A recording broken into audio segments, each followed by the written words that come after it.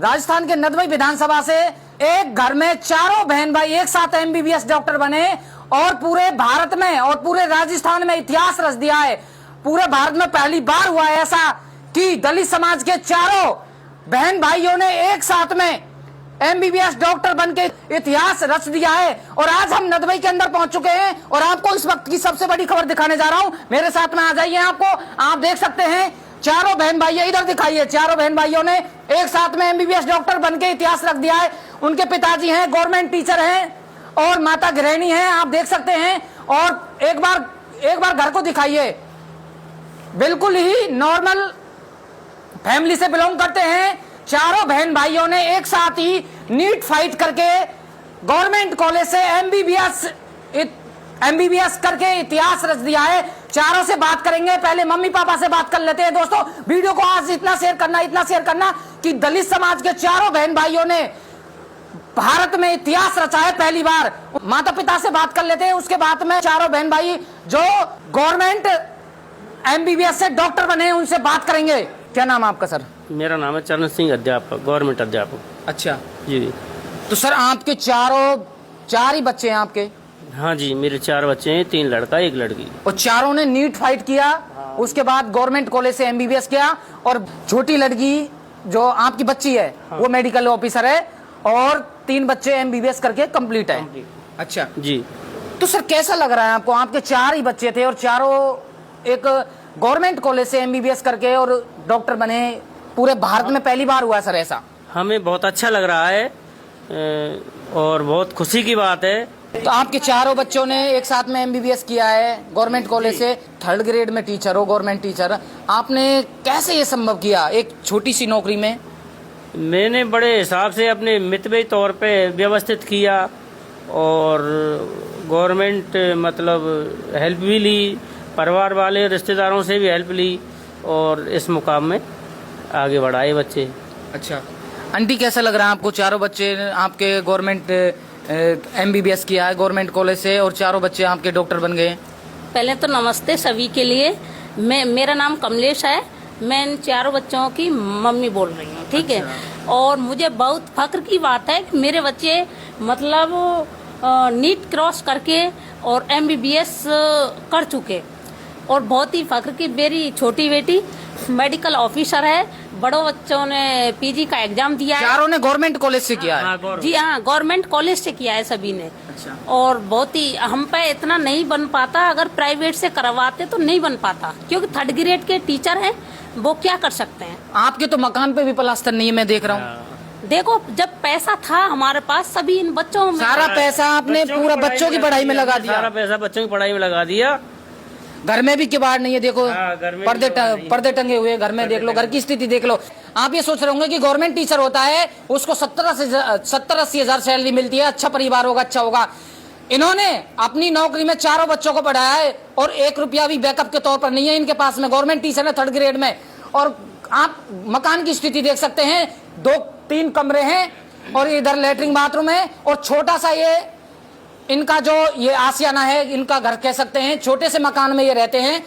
आपको हजारों शब्द मिल जाएंगे बहाने बनाने के लिए, लेकिन मेहनत करने वालों की कभी हार नहीं होती। इस चीज को जहन में उतार लेना।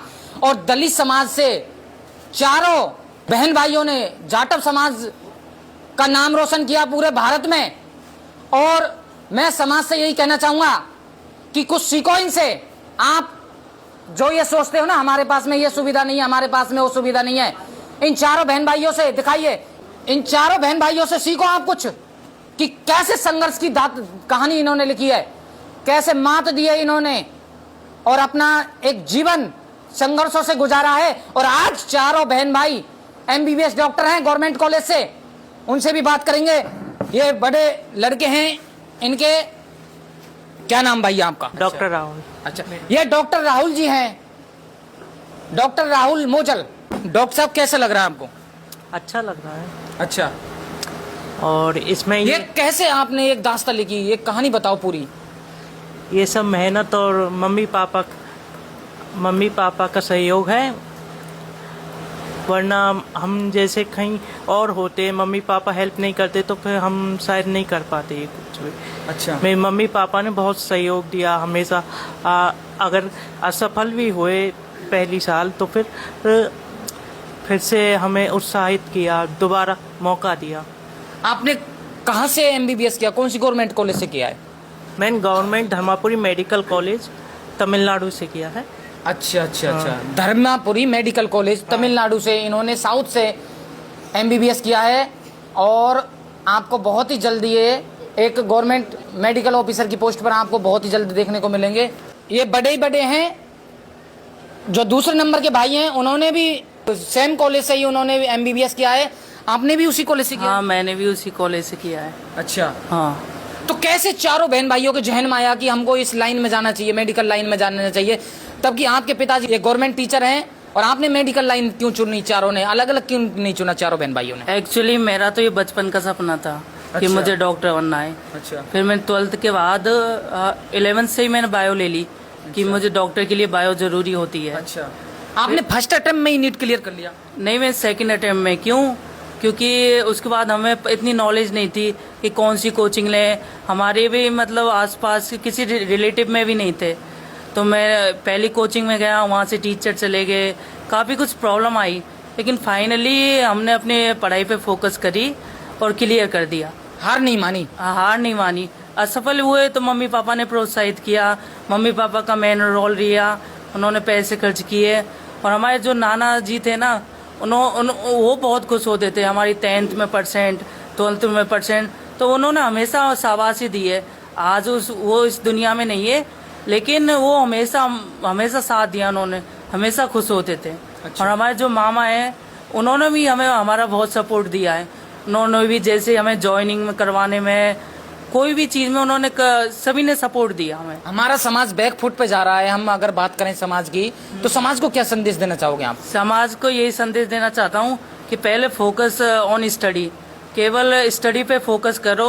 आज के टाइम पे मैं देखता हूँ कि 5 लोग अपनी कास्ट के मिल जाते हैं और एक गैंग बना लेते हैं और आवारागर्दी करते हैं, गलत आदत, जुआ, शराब पीते हैं। ये सब से कुछ नहीं होता। 5 साल आप दादागिरी कर लोगे, उसके बाद फाइनली जब आपके पास पैसा नहीं रहेगा तो आपको कोई नहीं पूछेगा। आप बस उनके नीचे काम करोगे जिनके पास पैसा है। और हमारी कास्ट की कंडीशन ऑलरेडी गिरी हुई है, तो यदि फोकस पढ़ाई पे करेंगे। और माता पिता को भी ये संदेश देना चाहता हूँ कि बच्चों को मतलब आवारागर्दी, फालतू उनसे रोकें और फोकस पहले पढ़ाई पे करें। यदि खुद नहीं कर पाए तो इतनी तो कोशिश करें कि उनके बच्चे अच्छी काबिल बने, तभी हमारा समाज होगा। वरना आज के टाइम पे यदि हम बैकवर्ड होते गए ना, तो कोई कीमत नहीं रहेगी। हमारी कास्ट की भी प्रॉब्लम है ये। जो बहाने बनाते लोग, हमारे पास में ये मूलभूत सुविधा नहीं है, हमारे पास में ये नहीं है, हमारे पिताजी, अगर हमारे पिताजी डॉक्टर होते या हमारे पिताजी टीचर होते तो हम ये बन जाते, हम वो बन जाते, उनके लिए क्या कहना चाहोगे जो बहाने बनाते हैं? देखो, बहाने बनाने वाले तो कभी कुछ कर नहीं पाते। नंबर 1 बात है कि जज्बा होना चाहिए। यदि हमें कुछ करना है तो हमें उस चीज़ के लिए कोशिश पूरी करनी चाहिए। ऐसे नहीं है कि मेरे पास ये चीज़ नहीं है, मेरे पास बुक नहीं है, सब चीज़ अवेलेबल कराएंगे। यदि आप किसी से सपोर्ट मांगोगे तो देंगे। हो सके एक जना सपोर्ट नहीं दे, लेकिन दूसरा देगा। यदि कोई मेरे से सपोर्ट मांगेगा पर्सनली, यदि मेरी कोई कास्ट का बच्चा, मेरे समाज का, तो मैं दूंगा, जितनी मेरे से होगी वो दूंगा। लेकिन यदि आप सोचोगे नहीं, सपने देखोगे नहीं, तो पूरे कैसे करोगे? एक अपनी जिंदगी में गोल बना लो, उस गोल को शिद्दत के साथ में मेहनत करो, उस गोल को पाने के लिए और उस कामयाबी को पाने के लिए। अगर आप कहते हैं ना, मेहनत करने वालों का ही किस्मत साथ देती है। अगर आप घर बैठकर ये सोचोगे कि हमारी किस्मत में जो लिखा होगा वो खुद आएगा, तो इस बात को दिमाग से निकाल देना। मेहनत के बलबूते आप कुछ करोगे और किस्मत आपका तभी साथ देगी, तब आप मेहनत करोगे। वरना ये किस्मत का रोना, जिंदगी भर रोना, आप कुछ नहीं कर पाओगे जिंदगी में। मेरा इस समाज से यही कहना है, जो ये बहाने बनाते हैं ना, तो ये बहाने बनाना छोड़ दो और आज ही अपना गोल चुन लो। जिस गोल को आप चुनोगे उसको शिद्दत के साथ मेहनत करो और उस गोल को तब तक करो तब तक आपको सफलता नहीं मिल जाए। उस गोल के पीछे अपनी पूरी जी जान लगाकर मेहनत करो, तब तक आपको गोल नहीं मिल जाए। आपको सफल होने से कोई भी नहीं रोक सकता, ये मैं लिख कर देता हूं, ये मेरा वचन है आपके लिए। और भी हैं, तीसरे नंबर के भाई हैं, उन्होंने कहां से नीट किया, कहां से उन्होंने MBBS किया, इस मुकाम तक कैसे पहुंचे, उनसे भी बात करते हैं। इनका नाम डॉक्टर लोकेश मोजल। अब डॉक्टर सूरज मोजल जो तीसरे नंबर के भाई हैं, 2 से हमने बात कर ली है, अब तीसरे नंबर के भाई हैं, उनसे बात करेंगे, फिर लास्ट में सिस्टर से बात करेंगे। तो सूरज भाई, आपने कहां से नीट किया, कहां से, बताओ थोड़ा सा संघर्ष की कहानी। सबसे पहले मेरा सभी को जय भीम है। मैं आपके लिए बता दूं कि अगर बाबा साहब नहीं होते तो आज मैं पढ़ने की तो दूर की बात है, इस मुकाम पर तो होता ही नहीं। बाकी मेरे माता पिता जिन्होंने बहुत संघर्ष किया। इसके अलावा मैं अगर बहुत पहले की बात बताऊं तो मेरे मतलब हम अपने पूरे फैमिली मतलब अपने गांव में से ना अपने पापा जी मतलब एक लौते ऐसे थे जो पढ़ के टीचर बने। इसके अलावा जो पुरानी स्थिति अपनी मतलब इतने नहीं थे, हम मतलब गरीबी फैमिली मतलब बहुत गरीब फैमिली थे अपने मतलब है ना मतलब खाना भी सही नहीं बनता था। पिताजी थोड़ा सा ठीक ठाक पढ़े, पीछे से गांव के हैं, सावोरा गांव है नदवई के पास में। पिताजी जैसे टीचर्स बने, गवर्नमेंट टीचर बने 3rd ग्रेड में, उसके बाद में ये जैसे तैसे करके इन्होंने एक छोटा सा 2 कमरे का प्लॉट लिया यहाँ पर नदवई में। यहाँ पर ये निकल के आए, इन्होंने 4 बच्चों को पढ़ाया और 4 बच्चे आज गवर्नमेंट डॉक्टर हैं MBBS करके। तो दोस्तों कितनी बड़ी बात है, इतिहास बनाया है पूरे भारत में, पहली बार इतिहास रचा है दोस्तों। जाटव समाज और दलित समाज के इन 4 बहन भाइयों ने पूरे भारत में इतिहास रच दिया। दोस्तों इस वीडियो को इतना शेयर करना कि ये वीडियो पूरे भारत में एक एक व्यक्ति के पास में, एक एक बच्चे के पास में, एक एक युवा, एक एक महिला, एक एक उस नौजवान के पास में ये वीडियो जानी चाहिए। इस वीडियो को देखकर कितने कामयाबी की सीढ़ी पर चढ़ेंगे। सिर्फ मैं आपसे कुछ नहीं मांग रहा, इस वीडियो पर शेयर इतना कर दो कि इतिहास रच दो। इस वीडियो पर इतना शेयर कर दो दोस्तों, क्योंकि इस वीडियो को आप शेयर करोगे तो ना जाने कितनों की जिंदगी संवरेगी और कितने उस मुकाम तक पहुंचेंगे जो आज सपना सजाए हुए हैं अपनी जिंदगी का, जिन्होंने आखिरी गोल बना लिया अपनी लाइफ का। उस गोल को वो तभी छू पाएंगे, तभी उस गोल तक पहुंच पाएंगे वो तब जब तक उनको ऐसी वीडियो मोटिवेशन के तौर पर मिलेगी। सबसे लास्ट में सिस्टर हैं जो वर्तमान में भदीरा गांव में मेडिकल ऑफिसर हैं और उन्होंने भी MBBS गवर्नमेंट कॉलेज से किया। सिस्टर से बात करेंगे। क्या नाम सिस्टर? मेरा नाम डॉक्टर सोनिया मोजल है। डॉक्टर सोनिया मोजल से बात करेंगे जो भदीरा गांव में नदवई के पास में इनकी ड्यूटी है, मेडिकल ऑफिसर हैं। कब लगी, कब नीट किया, कब MBBS किया, कैसे संघर्षों की दास्तान लिखी, बात करेंगे। तो सबसे पहले तो मैं बताना चाहूँगी कि मैंने मेरी MBBS है वो 2019 में प्रवेश लिया था RNT उदयपुर में। उसके बाद 5 साल बाद मेरे पूरा होने के बाद मैंने एक मेडिकल ऑफिसर का एग्ज़ाम दिया था, जिसमें मेरी पोस्टिंग अभी यहाँ भदीरा PHC पे हुई है। तो इन समय मैं आप सभी को बताना चाहूँगी कि देखा जाता है कि जनरली कि लड़कियों को लड़कों से बहुत ज़्यादा कंपेयर किया जाता है, और लड़कियों को कई घर ऐसे हैं जहाँ पे लड़कियों को गवर्नमेंट स्कूल में पढ़ाया जाता है और लड़कों को प्राइवेट में। मैंने देखा है, मेरे घर में भी काफ़ी लोगों को देखा है, लेकिन मेरे मम्मी पापा ने ना आज तक कभी ऐसा भेदभाव नहीं किया, बल्कि मुझे ज़्यादा प्रायोरिटी दी है। कहीं पे भी देख लो आप, मतलब जो भी पॉसिबल हो सका है ना, उन्होंने मेरे लिए वो सब कुछ किया है। यही रीज़न है कि मैं आज यहाँ पे पहुँची हूँ। कभी भी कुछ भी होता था ना, तो मेरे पापा जी हमेशा, मम्मी पापा दोनों ही कोशिश करते थे कि बिटिया को ज़्यादा ही मिले बजाय बच्चों के। और अच्छा, 10th में आपकी कितनी परसेंटेज थी? 10th में मेरी 90.83 थी फ्रॉम नूतन स्कूल। और 12th में? 12th में 94.40। चारों बहन भाइयों ने 12th क्लास में बायो किया है और चारों की परसेंटेज अच्छा है। अगर आपके जहन में ये हो कि आरक्षण के तौर पर लगे, लोग कुछ कमेंट में ये भी बोलते हैं कि इनको ये आरक्षण की वजह से लगे क्योंकि आप दलित समाज से आते हो, जाटव समाज से आते हो, तो उनको कैसे बताओ, क्या कहना चाहोगे आप?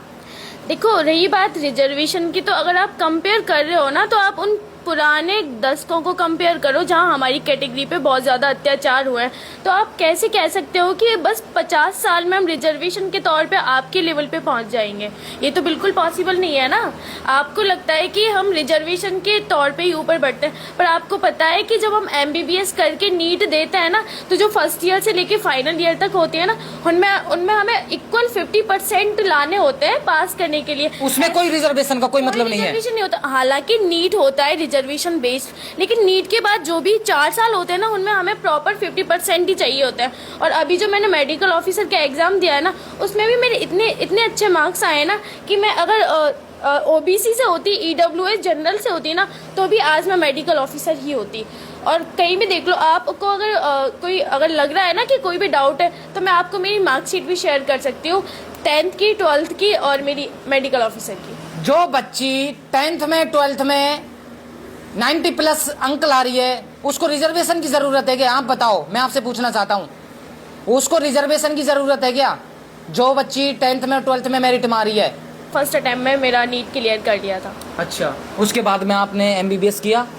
हाँ, MBBS मैंने किया 2019 बैच से। अच्छा, 2019 बैच से MBBS किया। अभी आपको जो मेडिकल ऑफिसर की पोस्ट मिली है, ये कितने दिन से आप ज्वाइन किया? 15 अगस्त से मेरी ज्वाइनिंग हुई है as a medical officer incharge MOIC के रूप में। अच्छा, तो अभी बस मैं चली।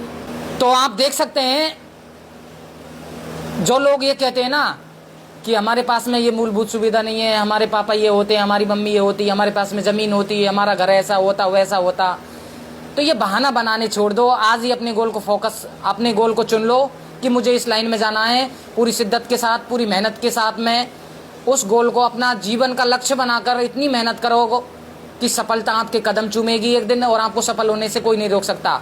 बहन डॉक्टर सोनिया मोजल आज बधीरा में PSC में मेडिकल ऑफिसर हैं। चारों बहन भाइयों ने, आप जो देख रहे हो इस कैमरे के फ्रेम में, चारों ने भरतपुर गवर्नमेंट कॉलेज से MBBS किया है। इन्होंने R&D उदयपुर से गवर्नमेंट कॉलेज से MBBS किया है। दोनों भाइयों ने government college Dharmapuri medical college से, गवर्नमेंट कॉलेज से, साउथ से, तमिलनाडु से MBBS किया है।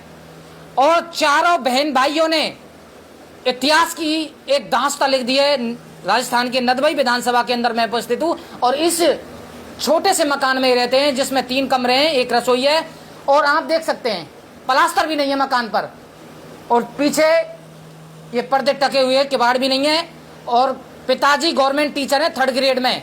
इन्होंने दास्तां कैसे लिखी है? पिताजी के पास में एक भी पैसा पीछे को नहीं है कि मेरे को बच्चों का शादी करना है, मकान बनाना है, कुछ नहीं करना।